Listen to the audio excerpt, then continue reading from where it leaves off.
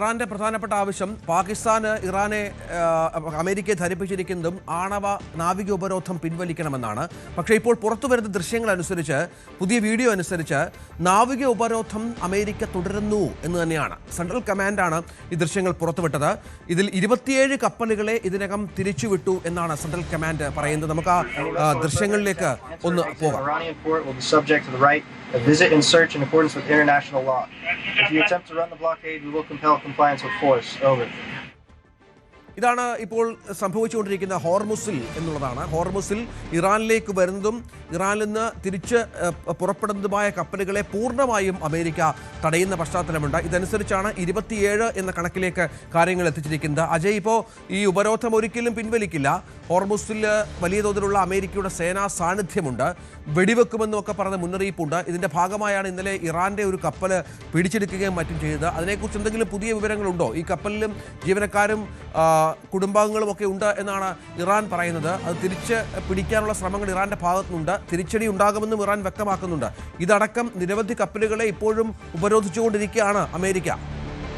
ഇറാൻ്റേതായി പിടിച്ചെടുത്ത ഈ ചരക്ക് കപ്പലിനെ പറ്റി മറ്റ് വിവരങ്ങളൊന്നും അമേരിക്ക ഇതുവരെ പുറത്തുവിട്ടിട്ടില്ല. കഴിഞ്ഞ ദിവസം US പ്രസിഡന്റ് ഡൊണാൾഡ് ട്രംപ് തന്നെയാണ് ഇത്തരമൊരു കപ്പൽ പിടിച്ചെടുത്തതായിട്ട് തൻ്റെ ട്രൂ സോഷ്യൽ വഴി അവകാശപ്പെട്ടത്. ഇറാനും ഇക്കാര്യം സ്ഥിരീകരിക്കുകയുണ്ടായിരുന്നു. പക്ഷേ പിന്നീട് സെൻട്രൽ കമാൻഡ് പുറത്തുവിട്ട വീഡിയോകളെല്ലാം ഈ കപ്പൽ പിടിച്ചെടുക്കുന്നതിൻ്റെ കൂടുതൽ ദൃശ്യങ്ങളായിരുന്നു. അതായത് ഈ കപ്പലിന് നേരെ വെടിവെക്കുന്ന ദൃശ്യങ്ങൾ, അതുപോലെ ഈ കപ്പലിലേക്ക് US-ൻ്റെ സൈനികർ ഇപ്പോൾ ഹെലികോപ്റ്റർ മാർഗം ഇറങ്ങുന്ന ദൃശ്യങ്ങൾ, ഇതെല്ലാമാണ് അവർ പങ്കുവച്ചത്.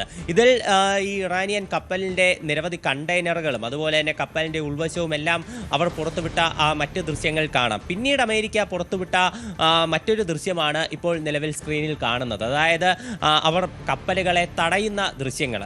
ഈ ഒരു അവരുടെ ഒരു നാവിക സംവിധാനവും അതുപോലെ തന്നെ എയർഫോഴ്സ് സംവിധാനവും ഉപയോഗിച്ചുകൊണ്ട് കപ്പലുകളെ തടയുന്ന ദൃശ്യങ്ങളാണിത്. ഈ ദൃശ്യങ്ങൾ തന്നെ കാണാം.